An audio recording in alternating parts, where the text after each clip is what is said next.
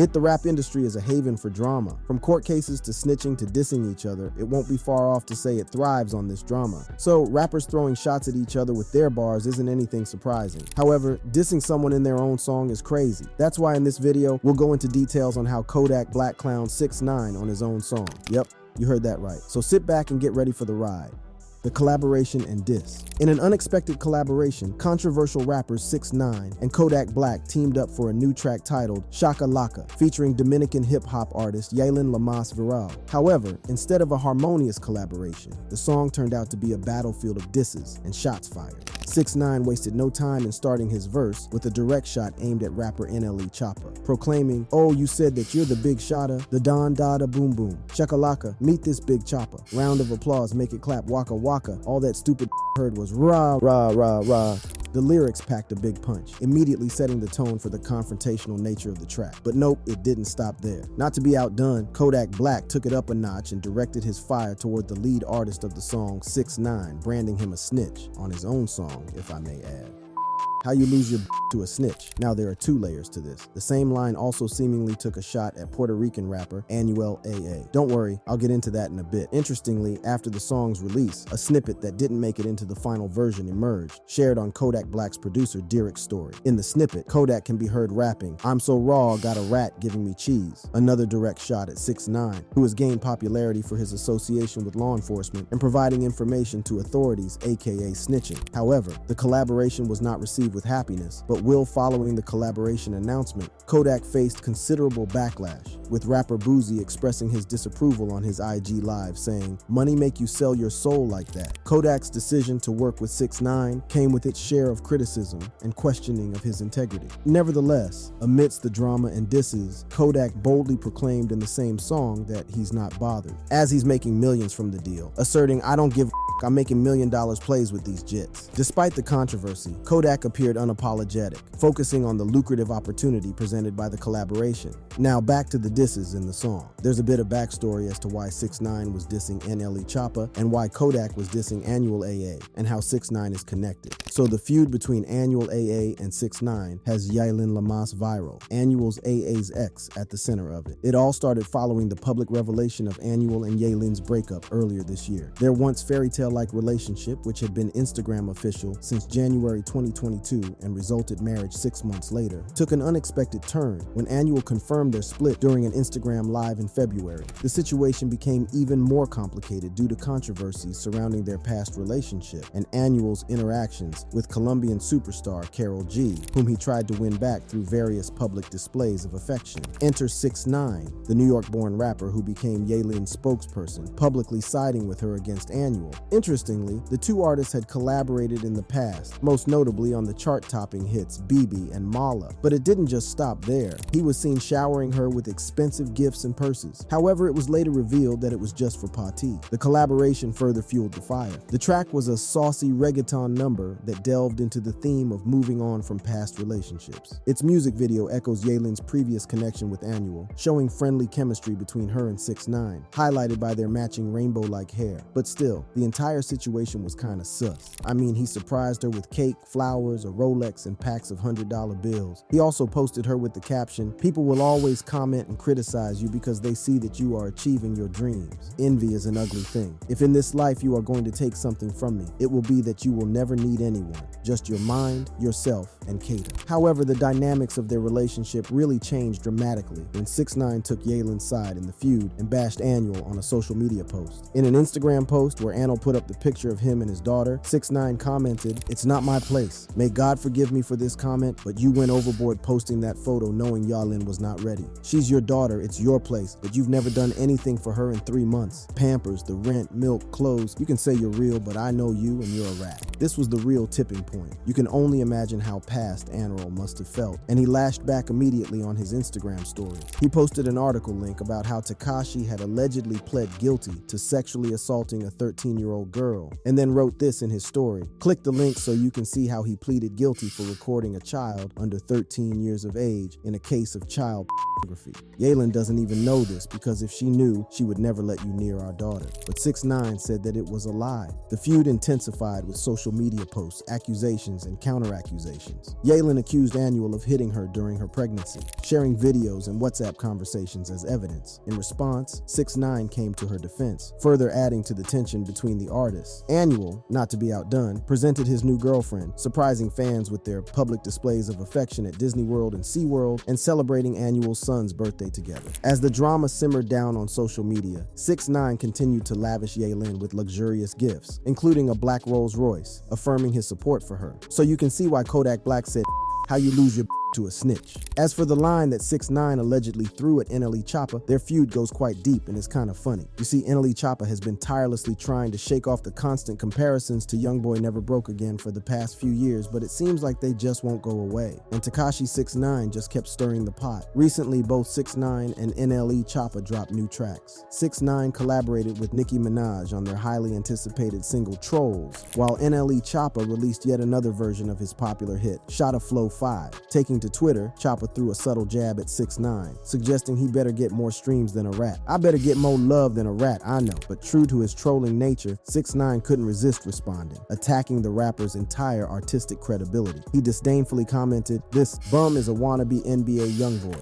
making a reference to the ongoing comparisons that have plagued Choppa's career. According to hip-hop manager Wack 100, Kodak Black found himself entangled in a collaboration with controversial rapper 6ix9ine due to the lure of a substantial sum of money. In exchange for his feature on 6ix9ine's song Shakalaka, Kodak received a considerable down payment, making the collaboration financially appealing. Although there were some delays, Kodak eventually showed up at the studio, fully committed to the joint effort. Wack 100 recounted the moment Kodak arrived, saying, "It was supposed to be like 8 o'clock. I seen Kodak by 1 a.m. Some things worth waiting on." Kodak pulled up with his girl and his kid with fire in his eyes. This collaboration with 6ix9ine comes amid Kodak Black's impactful trajectory in the music industry. Having recently faced a shocking incident where he was injured in a shooting, Kodak's resilience and determination in the face of adversity have only served to amplify his influence. The 26-year-old rapper has faced struggles throughout his journey to success. He began his journey into the rap scene at a young age, using music as an outlet to express his feelings and challenges even as a preteen. Growing up in a financially struggling neighborhood in Florida, Kodak's motivation to enter the music industry was driven by the desire for financial stability and success. Despite his tough exterior, Kodak Black is exceptionally intelligent and academically gifted. He nurtured his impressive rap skills while sharpening his vocabulary, constantly seeking to improve his craft. His love for music led him to join a rap group in his early teens, and eventually he transitioned into a solo artist, gaining recognition through YouTube and various mixtapes. Kodak's music caught the attention of big names in the industry, like Drake and Cardi B, further catapulting his career to new heights. However, despite the accolades, Kodak has faced legal troubles, accumulating a series of criminal charges and convictions over the years.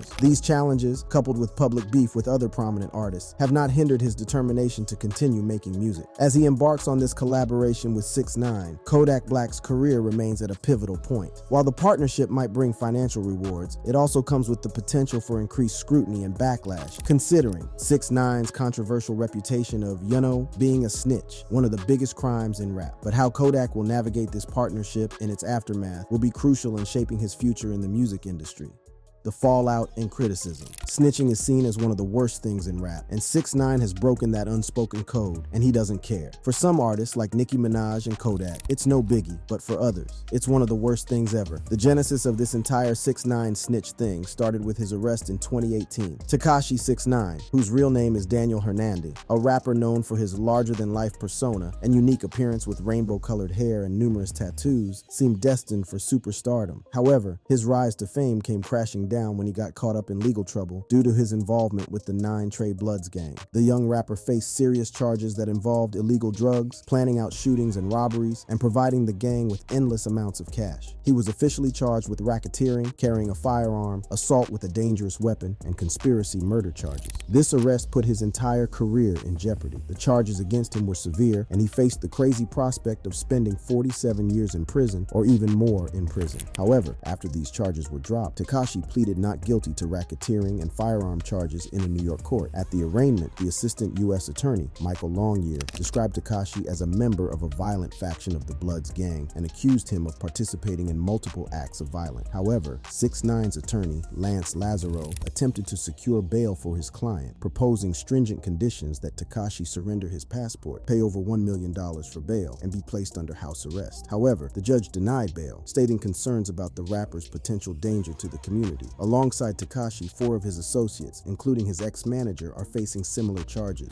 as well as drug-related allegations. The charges stem from a 5-year federal investigation, but Hernandez's defense claims that he has only been associated with the gang for a little over a year. In April 2018, a robbery took place in Times Square, where Hernandez's associates allegedly robbed a rival gang at gunpoint, and he was accused of filming the incident. Investigators found stolen items from that robbery during a search of his home in September 2018. Additionally, he is charged with possession of an AR-15 and is linked to 2 shootings, including one at Brooklyn's Barclays Center during his performance. The prosecution alleges that the gang promoted their criminal activities, including drug distribution and violence, through music and social media. After publicly distancing himself from his gang-affiliated associates, Tekashi was taken into protective federal custody due to credible threats against his life. Despite the threat, he declined law enforcement's protection. Following his arrest, it was revealed that he violated the terms of his probation, which included refraining from associating with known gang members. The situation was critical for Tekashi 6ix9ine, as he faced multiple charges and the potential for significant prison time. I mean, the racketeering charges alone could have resulted in a minimum of 25 years in prison for him. This was probably the motivation behind Tekashi 6ix9ine snitching in court to ensure he got as little time as possible. Tekashi was the star witness in the trial of 2 former affiliates of the gang,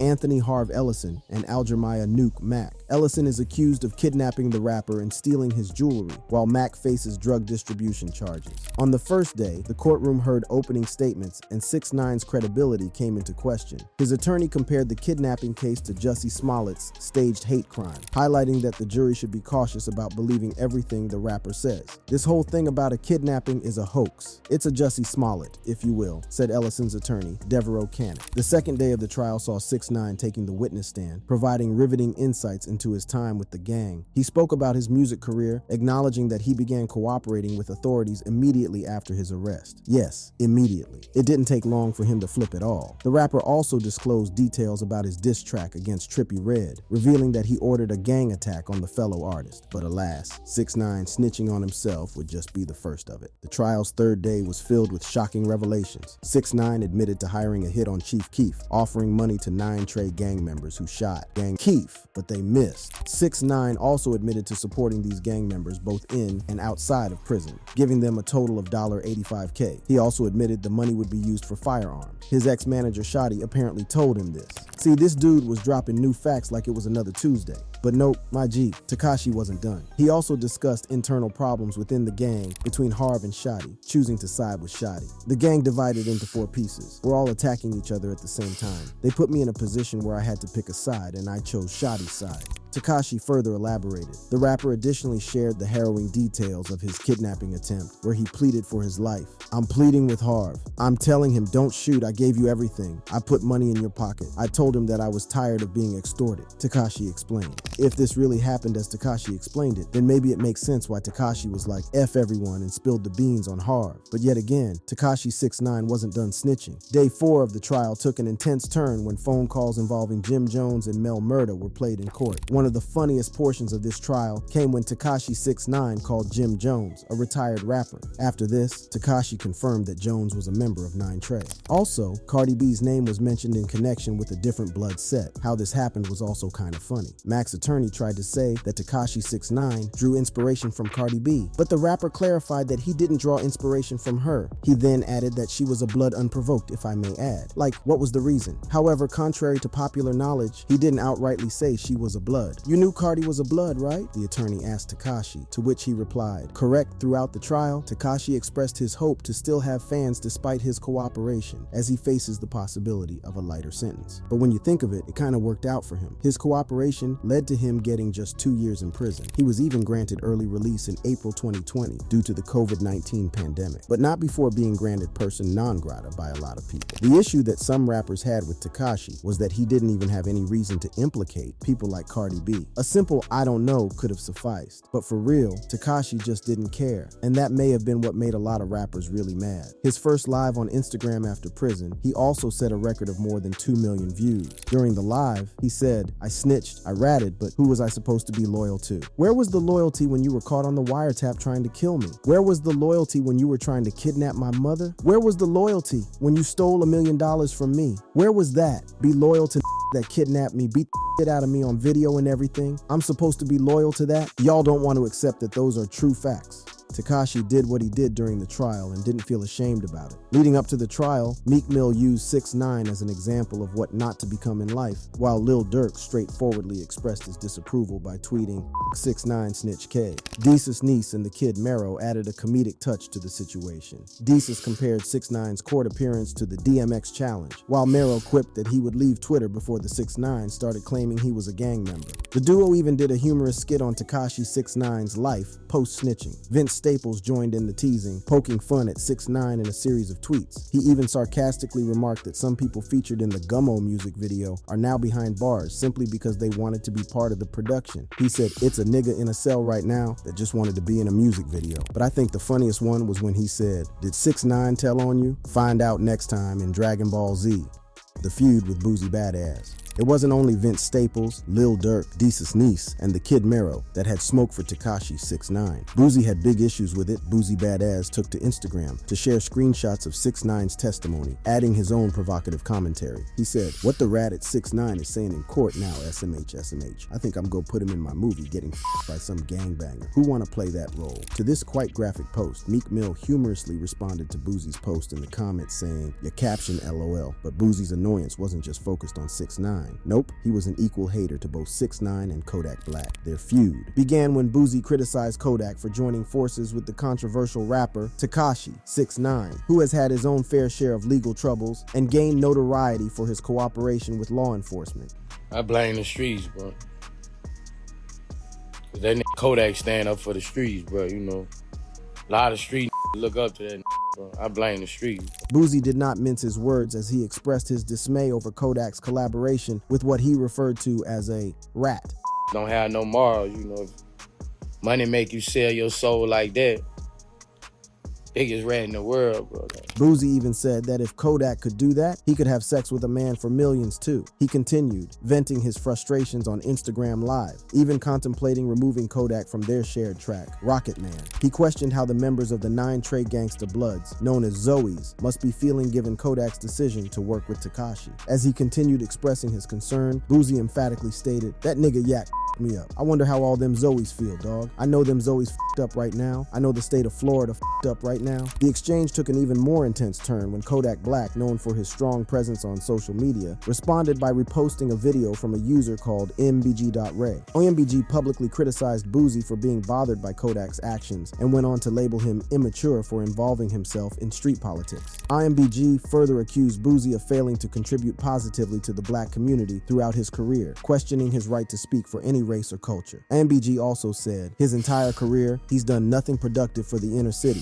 I don't understand how people can allow a 40-year-old kid to speak for a community when his own household isn't even in order. MBG Ray also pointed out that Boosie collaborated with T.I., who faced his own snitching allegations. He then chimed in, "Want to come at Kodak, somebody who pays and helps the community? Trippin', bro. You trippin', Boosie, bro. Fight your case, dude. You're facing 10 to 15 years right now. Go and fight your case in silence. You ever heard of hip-hop police? They're monitoring everything you're doing right now, bro. Go prepare for that case." Kodak Black stood in support of MB.Ray's sentiment, endorsing it by reposting the video to his Instagram story and dubbing Boosie a clown. This action fueled the feud even further. The situation didn't stop there. Boosie took the battle to Twitter, posting a video that seemingly showed Kodak exposing himself among other men. In a barrage of all capitalized words, Boosie intensified his attack, asserting, "Sold you soul for $1 million. I know you would take for $20 million. SNT, you been weird. Ain't never been no street.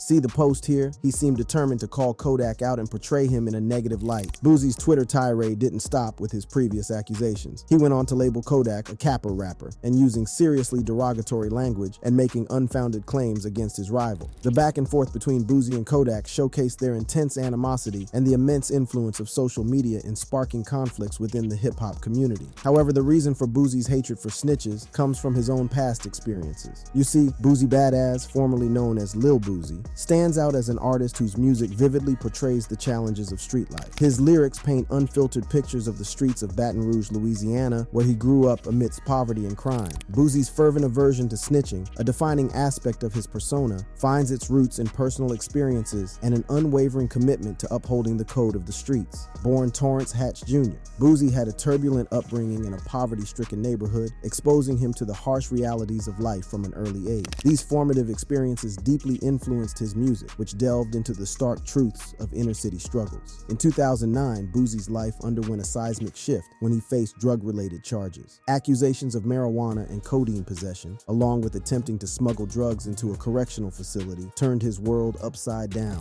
Faced with a crucial decision, Boosie found himself at a crossroads, either cooperating with law enforcement or remaining loyal to the unspoken principles of the streets. Despite the gravity of the charges against him, he refused to divulge any information that could implicate others. This decision carried significant personal consequences as he faced the prospect of serving extensive prison time for his steadfast silence. In 2011, the verdict was rendered, and Boosie was found guilty of drug charges, resulting in an 8-year prison sentence. Resolutely, Boosie honored the code of silence that governed street culture. But these charges were nothing as scary as his first-degree murder charges in relation to the murder of Terry Boyd, his baby mama's brother, in 2009. Amid the chaos of his legal battle, Boosie stood firm in his resolve to uphold the code of the streets, refusing to betray those he had once considered his brothers, even though his boy Marlo Louding Mike told on him. During his trial, the weight of the first-degree murder charge loomed over Boosie, a stark reminder of the consequences he might face if found guilty. Luckily, Marlo Mike withdrew his testimony, and Boosie was free of the charges. Boosie's unyielding stance against snitching not only cemented his reputation as a true rapper of the streets, but also earned him admiration from peers within the hip-hop community.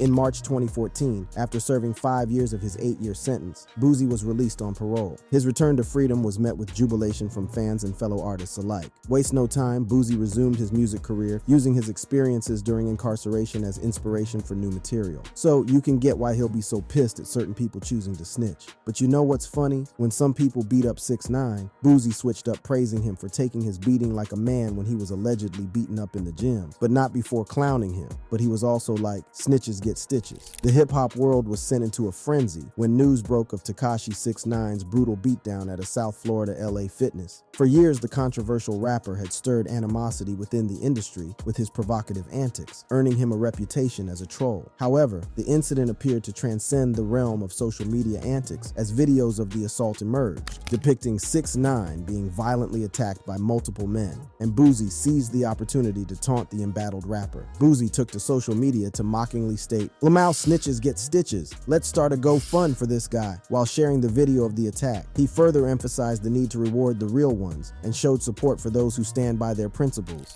In the wake of the attack, Tekashi 6ix9ine said nothing, which was very unlike him, refraining from his usual social media provocations. However, not everyone viewed the incident as warranted. Rich Dollars raised the question of why the assailants targeted 6ix9ine, while George Zimmerman, the man responsible for the death of Trayvon Martin, remained untouched. Also, Wack 100, a close friend of 6ix9ine, expressed his thoughts on the matter. Wack acknowledged that 6ix9ine was a good guy and emphasized that life is full of lessons. He asserted that the incident wasn't solely about street situations, but also involved decision-making on both sides. Wack criticized the attackers for recording and seeking clout, saying clout is the new crack. He wished 6ix9ine a speedy recovery and urged him to be cautious moving forward. In the aftermath of the incident, details about 6ix9ine's condition were sparse. TMZ reported that he sought medical treatment for injuries to his jaw, ribs, and back, showing the severity of the attack. Following this, Lance Lazaro, Tekashi's attorney, said he plans to report the incident to the feds to make sure his client gets the protection he clearly needs. It worked because 3 people, Rafael Medink, Octavius Medina, and Anthony Maldonado, have been arrested in relation to the alleged attack where they were accused of robbing and assaulting Tekashi 6ix9ine. the industry's reaction. If there's anyone who has had 6ix9ine's back in all of this, it's Wack 100. After the collaboration with Kodak and the resulting drama, he came to the rescue of both. Kodak Black's collaboration with 6ix9ine sparked a wave of controversies and discussions within the hip-hop community. Apparently, the collaboration reportedly came about with a tempting offer from the controversial rapper to Kodak, a generous sum of money and the allure of a luxury vehicle, a Rolls-Royce, up a Rolls-Royce. According to Wack 100, Kodak was coaxed into joining forces with 6ix9ine through this enticing deal. In a recent interview, Wack 100 shed light on the behind-the-scenes happenings of the collaboration. He revealed that despite Kodak showing up hours later than expected, the Sniper Gang rapper was fully committed to the collaborative effort, showing up with his family and an undeniable fire in his eyes. Prior to laying down music, Kodak Black and 6ix9ine had a man-to-man conversation to express their respective positions and intentions for the collaboration. Despite the backlash surrounding 6ix9ine's history of cooperating with the federal government in the 9 Trey Gangsta Bloods RICO case, Kodak decided to move forward with the project. And then right before Kodak left, shit, we kept it gangsta,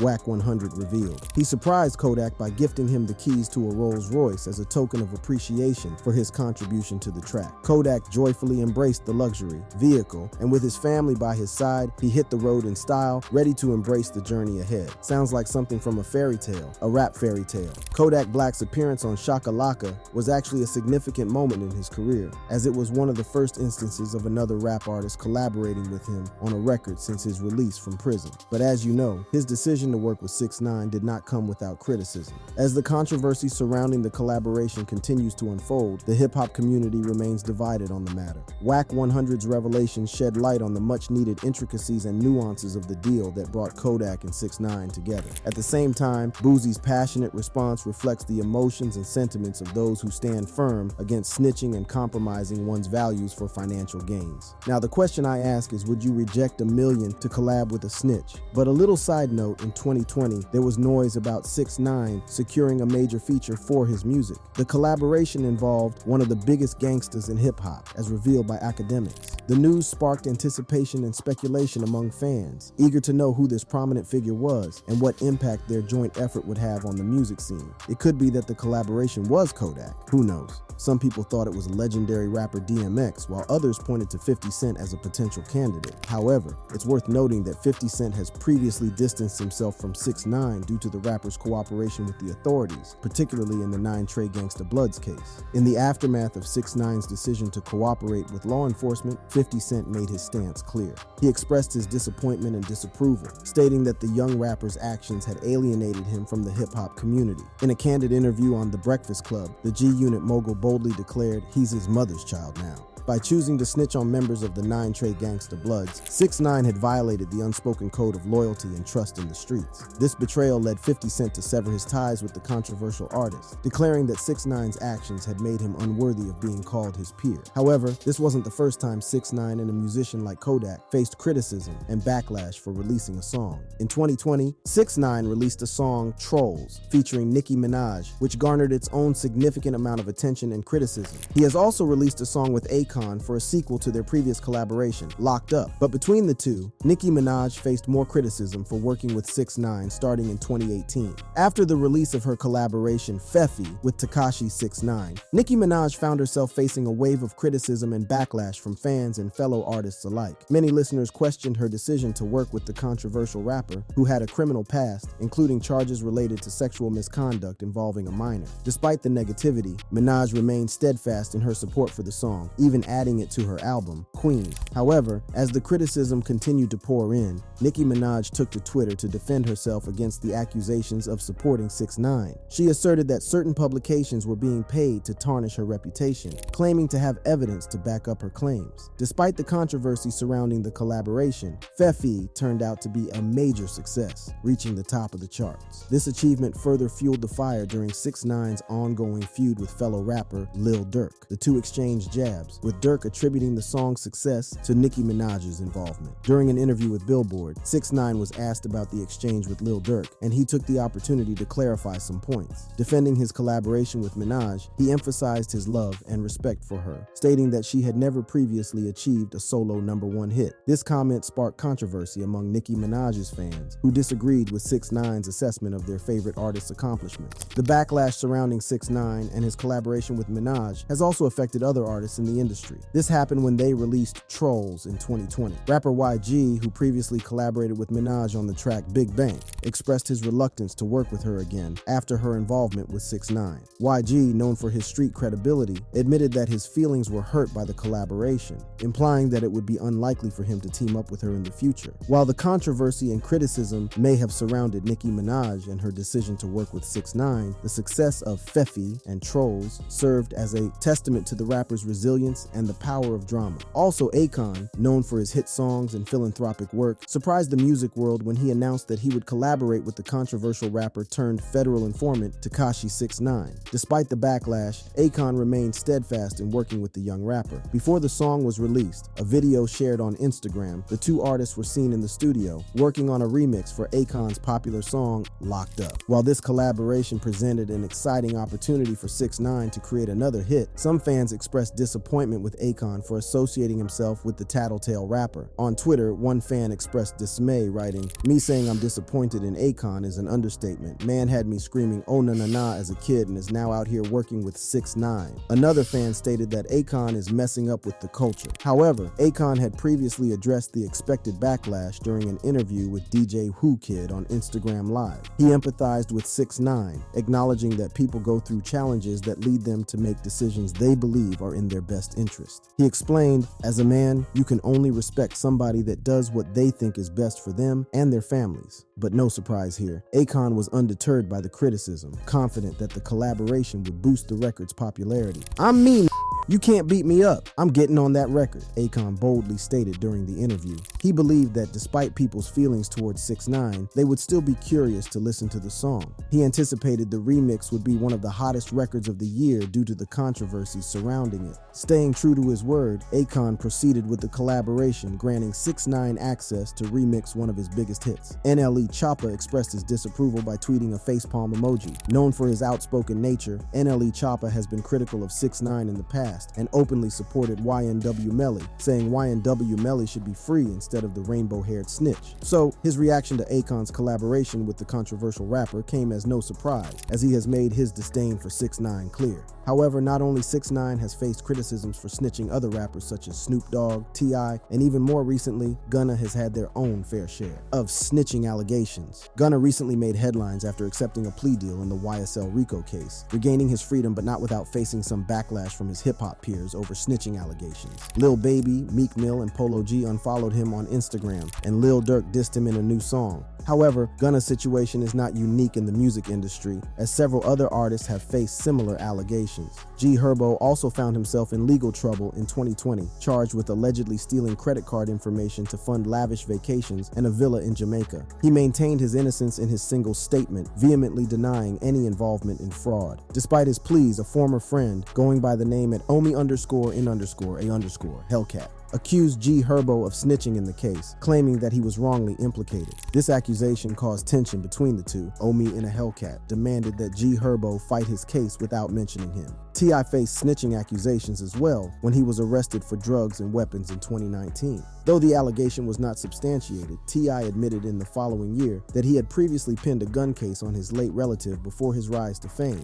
He clarified that this incident occurred long before his success in the music industry. Despite facing backlash on social media, T.I.'s son, King Harris, came to his defense, explaining that being a snitch involves putting someone else in trouble to escape punishment, a situation that didn't apply to his father, which technically is true. Snoop Dogg, a legendary figure in hip-hop, had his own share of snitching allegations related to the murder of another legend, Tupac Shakur. According to uncovered paperwork presented by YouTube personality star, Snoop reportedly told police that Death Row Records co-founder and former CEO 6ix9ine was responsible for Tupac's death. The document suggested that Snoop was attacked by a group affiliated with Death Row Records after severing ties with the label. Allegedly, Snoop provided information to the police in exchange for protection. These allegations of snitching have created rifts and controversies within the hip-hop community, leading to strained relationships and public scrutiny. While some artists vehemently deny such claims, others have acknowledged past actions that they now regret. As the music industry evolves, discussions around snitching and its